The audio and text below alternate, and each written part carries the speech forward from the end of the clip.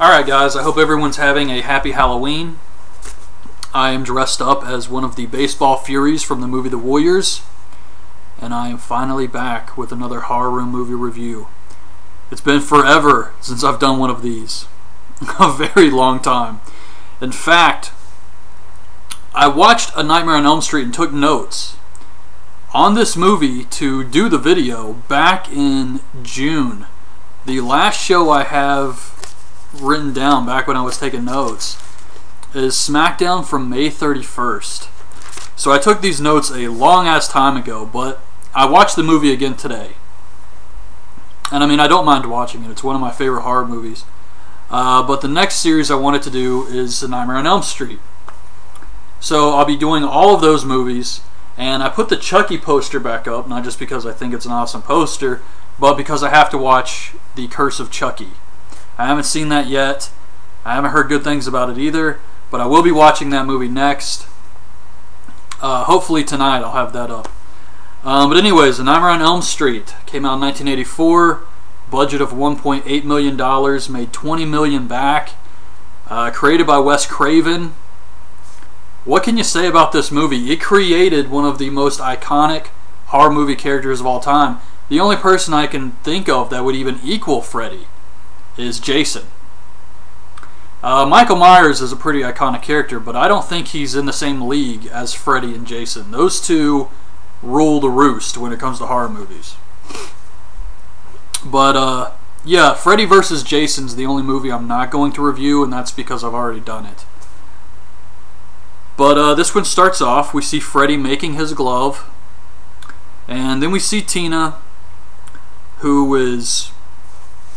she's in the boiler room, and this is where Freddy takes his victims. When he was alive, and in the dream world, he likes to go to the boiler room, and Tina is walking around this place. He grabs her, she wakes up, her pajamas are ripped, she's got these 4 slashes on her, and her mom walks in and says she needs to either cut her fingernails or stop dreaming like that. Like she has any control over this. Stop that kind of dreaming is what she says, actually. So at school she tells her friends, Nancy, Glenn, who is played by Johnny Depp, it's one of his first movies, and her boyfriend Rod. And they tell her it's just a dream, she has no reason to freak out. And she invites them over to a party she's having, because her mom's going to be out of town or something. So they all come over, and Rod shows up. He's this guy, Rod. They tried to make him like Pony Boy or something. I don't know what the hell they were thinking, but he is just so obnoxious. And he says, "What's going on here? This like an orgy or something?" And I mean, he's one of those characters. He talks like that and just says really stupid shit all the time. But he goes off to have sex with Tina. Probably gonna have to edit the shit out of this video because it's very hard for me to read these old ass notes and remember what exactly I was trying to say. So I'm kind of going off of memory at the same time. But Glenn and Tina, or Tina and Rod, are off having sex. Glenn and Nancy are going to bed, and Nancy is sleeping, and then we see the face come over her bed. Very famous scene here. It's just Freddy peeking through the wall and then going back in. Really cool scene. And Nancy wakes up, puts the crucifix over the wall. Then Tina hears something like pebbles being thrown at her window. So she goes outside to see what's making the noise. And this is the first time we actually see Freddy Krueger. And the first thing he does is stretch out his arms. Like his arms grow to this really long length, and he uses the gloved hand to like scratch this fence. And even as a kid, I've seen this movie a ton of times, but even as a kid, I always thought this scene was kind of shitty. I understand what they were going for, and they wanted to show that Freddy has powers, but I never thought it looked really good. But at the same time, it was the 80s. This was the first movie in the series. They didn't know it was going to make all this money. And budget of $1.8 million. I mean, they didn't have a lot to work with. So the fact it looks as good as it does really says a lot. But yeah, personally, I never really cared for that. It just kind of bothered me the way they stretched out. But Freddy starts chasing her, and he tells her to stop and watch this. And she listens. And he takes his hand and he cuts off 2 of his fingers. Why? I guess to creep her out. I don't know. This whole movie is very bizarre. So he keeps chasing her, and eventually he catches her and he slashes her chest, I believe. And Rod wakes up and he sees Tina with these wounds just appearing on her body. So it's not like he can help her. He's powerless. And then Tina just gets dragged all around the room. She's screaming for help. And Rod is just watching all of this like, what the hell? What can I do? What's happening? And blood is just going all over the place. So Tina's dead, and Rod, being the genius that he is, just runs away. Well, I guess he's a teenager or something, so. Nancy's dad is a lieutenant, and he tells her that they believe Rod killed Tina. I mean, it makes sense. He was the last one with her, and he ran away. So they have this big manhunt out for Rod. And the next day, Nancy is going to school. She doesn't want to take any time off. And Rod pulls her into the bushes. And he says, "I didn't kill Tina." And then Nancy's dad shows up and pulls a gun on Rod. Rod takes off down the street. I think he was barefoot. It was really silly. Because he is just such a dumbass. And the police corner him. So they catch Rod, and Nancy's mad at her dad because she thinks that he used her as bait. But really, what were they doing? Watching the house? Because if her dad didn't know she was going to school that day, how was he using her as bait? So I guess the police were just watching the house to make sure Rod didn't come back. So she makes it to school, and she's in class. We see her teacher is played by Lynn Shay, who's the landlady in Kingpin. She's been in a bunch of stuff. And Nancy falls asleep in class. And when she wakes up, everything's kind of off. Like this kid giving a speech is now talking in tongues or something. And she sees Tina sitting next to her in a body bag. And then I think Tina disappears, and then she reappears in the hallway. So Nancy goes after her. And I have to say, there's a lot of stuff in this movie that would scare the shit out of kids. Like, watching it now, it doesn't really bother me, but I kind of enjoy the nostalgia of the movie. It's still a good movie to me. But if I was a kid, this would really freak me out, because you have the scene in the beginning when we first see Freddy, and he's chasing Tina, and she rips his skin off his face, and he's like this skeleton. And then you have this school scene with Tina in the body bag. That was really creepy, and the kid talking in tongues. And later on, you have the bathtub scene where she's pulled into the bathtub. It's like designed to scare the hell out of children. Plus Freddy Krueger, he only kills kids. So she follows Tina into the hallway, and then she bumps into this hall monitor.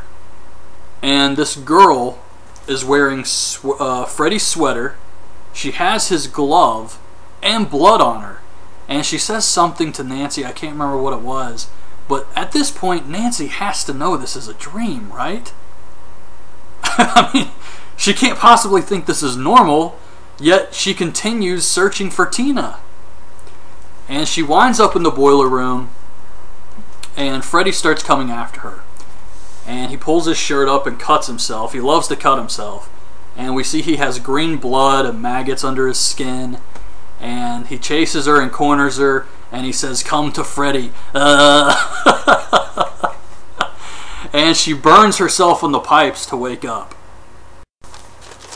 So Nancy ends up going to the jail to talk to Rod. And she's trying to find out what happened that night with Tina. And he's telling her about his nightmares and how these cuts just started appearing on her body, and about this guy he's been having dreams about with knives for fingers. And she gets freaked out because she's been having the same dreams. So she goes home, and she's sitting in the bathtub, and this is another very famous scene.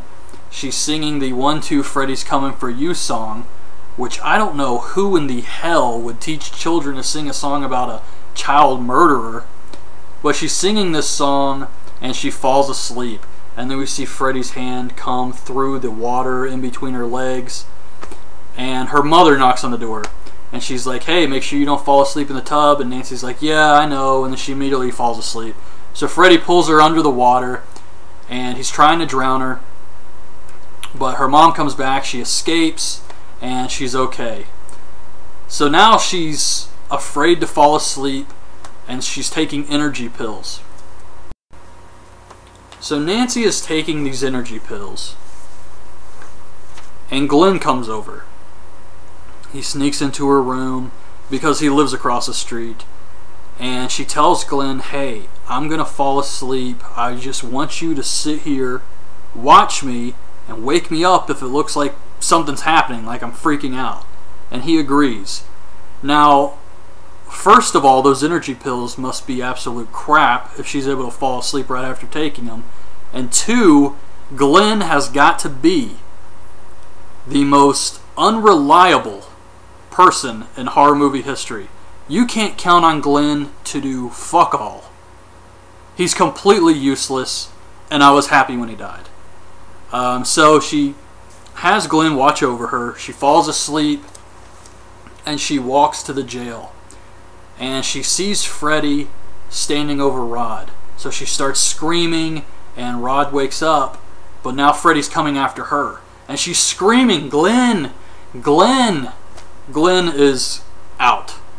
He fell asleep almost fucking instantly. So she's running back home. Her stairs turn into marshmallow. She's getting stuck on the stairs. She makes it to her room. She's standing in front of the mirror on her door, and Freddy just jumps through the door. Awesome scene here. Another scene that would scare the shit out of kids. And she's having a fight with Freddy, and she falls on the floor and hits her head on the alarm clock and wakes up. So she wakes up, she calls Glenn a bastard, but the two of them head down to the jail because she's worried about Rod. And she gets her dad to go check on Rod, but by the time they get to him, Freddy's already killed him. He hung him with the bed sheets. So Rod is dead. I mean, surely the police would be wondering what the hell happened, because it's not like Rod tied the sheet to the bars. The sheet was out the window. So someone pulled the sheet in order to kill this kid. It wasn't a suicide, obviously. But they never mentioned anything about it. Then we get Rod's funeral, and they have a priest who actually says, live by the sword, die by the sword.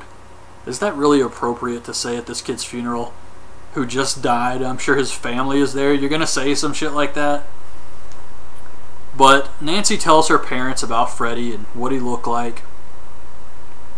And her mom takes her to get some medical treatment.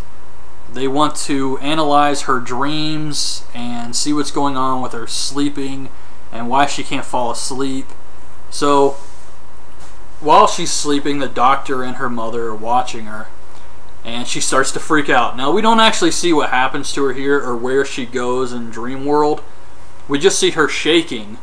So they rush in, wake her up, and she's got a cut on her arm and a hat.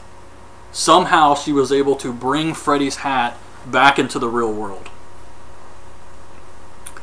So when she comes back, her mom takes her home, and Nancy's freaking out. She doesn't know what the hell is going on, but her mother tells her she just needs to sleep, and she grabs the hat and says, Mom, this is proof that something is going on here. It even has his name in the hat, Fred Krueger. And this, of course, alerts her mom that it's Freddy. The parents all know who Freddy is. And the mom is like, who? But she still doesn't think anything weird is happening. And she actually bitch slaps Nancy here for telling her not to drink so much. And Nancy leaves the house. She meets up with Glenn, who gives her some books she was looking for. A book on how to build booby traps. So I guess she's going to Home Alone Freddy's ass. And she goes back home, and in this short amount of time, her mother has put bars all over the house. There are bars on every window in this house. And her mother takes her down into the cellar, and she tells her the truth about Fred Krueger, that he was a child murderer. I believe Wes Craven wanted to make him a child molester, but they thought it would be like too much or something like that. I can't remember what exactly happened. So he's a child murderer. And she tells her the story that Freddy was a child murderer, but there was a problem with the search warrant, so he walked. They couldn't charge him for his crimes. So what the parents did was they tracked him down to the boiler room and set the place on fire and burned Freddy alive. I mean, I think we all know the origin of Freddy Krueger. So Nancy hears this and she's shocked. And her mother says, but you have nothing to worry about because Freddy's dead. And she says, look, I even kept his glove. Why would this woman keep his glove? Why would she keep this? She didn't even lose a kid to Freddy Krueger. So how demented do you have to be to keep this child murderer's like fucking knife glove?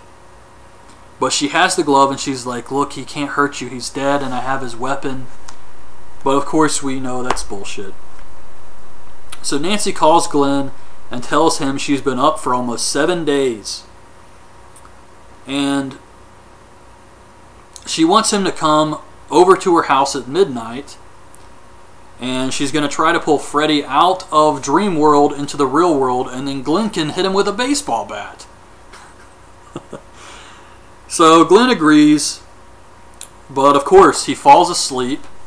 And Nancy can't get a hold of him. She tries to call his house, but Glenn's parents pick up and they think she's a freak, so they take the phone off the hook. And then Nancy's phone rings, and she hears Freddy's knives scratching against something.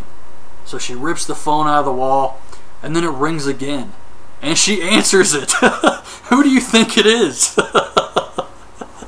She just pulled it out of the wall. Of course it's Freddy.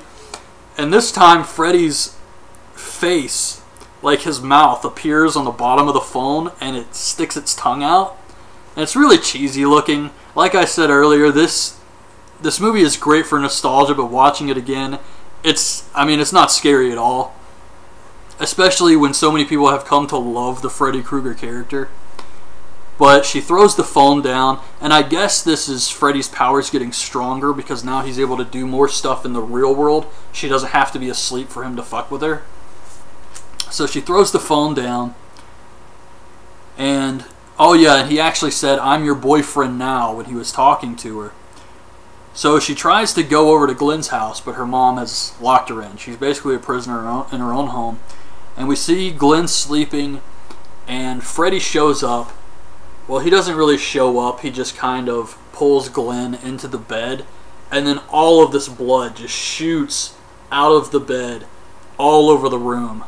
Badass scene here. One of my favorite scenes in horror movie history is the death of Glenn, Johnny Depp's character in the first Nightmare on Elm Street. And Glenn's parents come in and they see the blood and they're like, oh my god. Just awesome stuff. So the police show up and Nancy sees the police across the street and she knows Glenn is dead. She knows exactly what happened to him.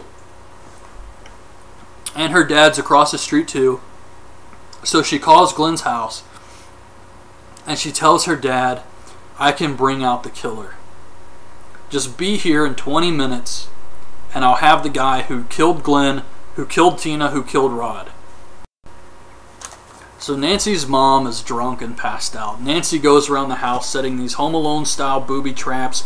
You got the sledgehammer that comes down. You got the, I think there was a light bulb that burst. She should have made one of those doorknobs like really hot.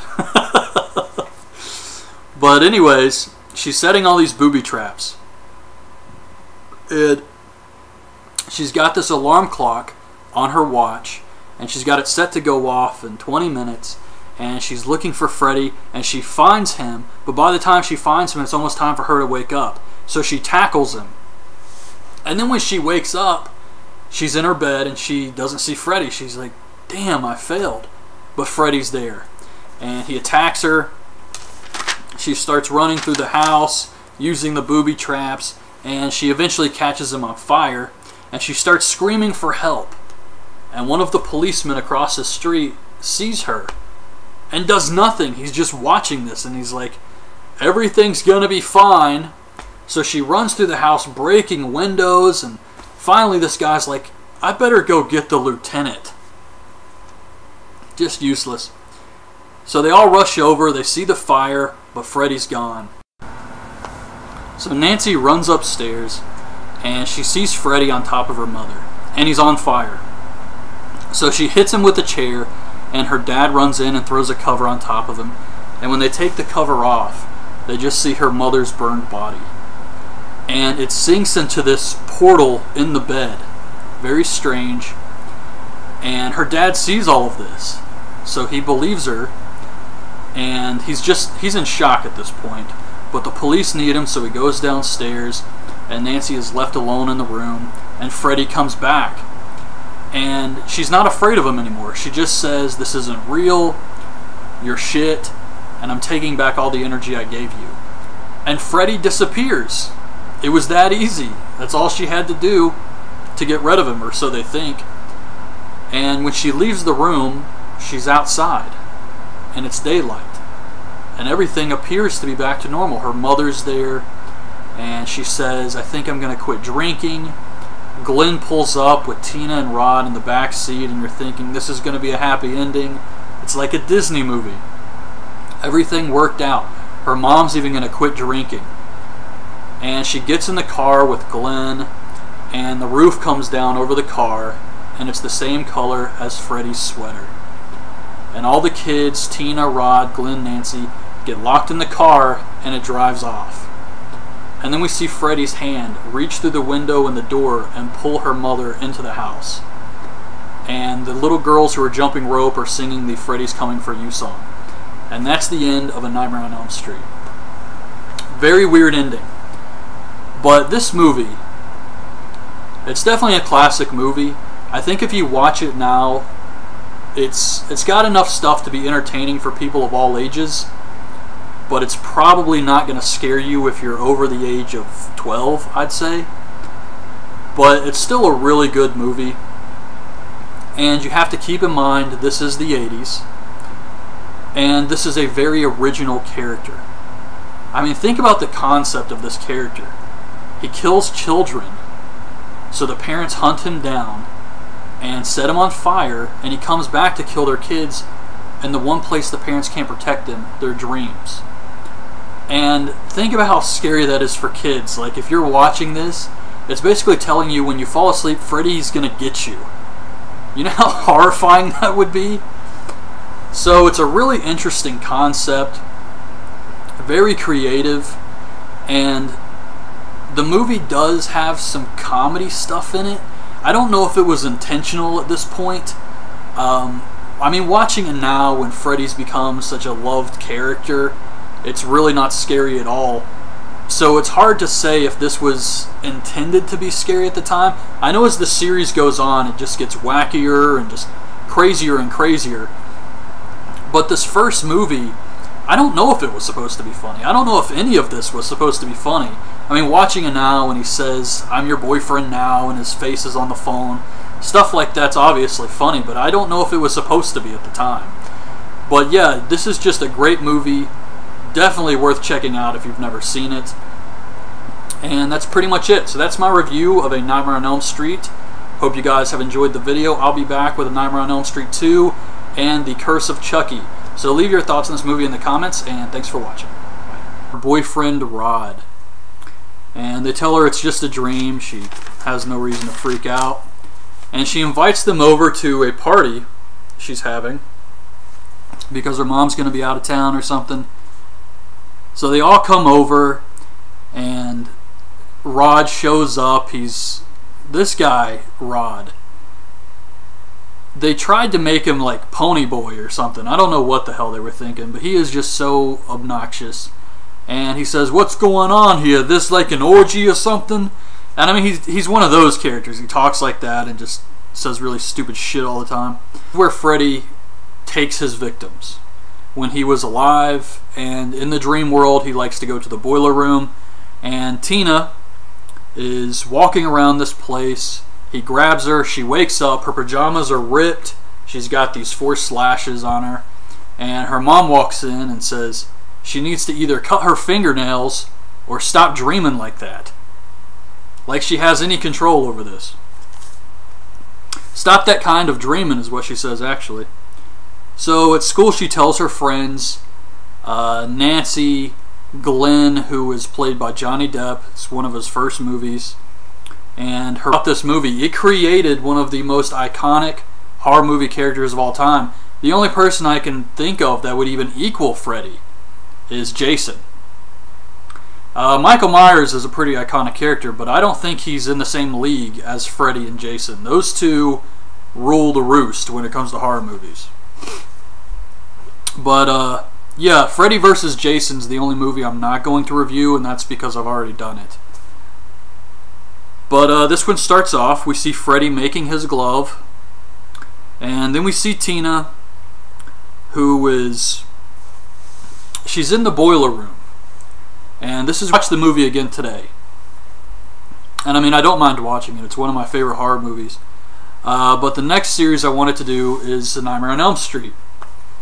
So I'll be doing all of those movies, and I put the Chucky poster back up, not just because I think it's an awesome poster, but because I have to watch The Curse of Chucky.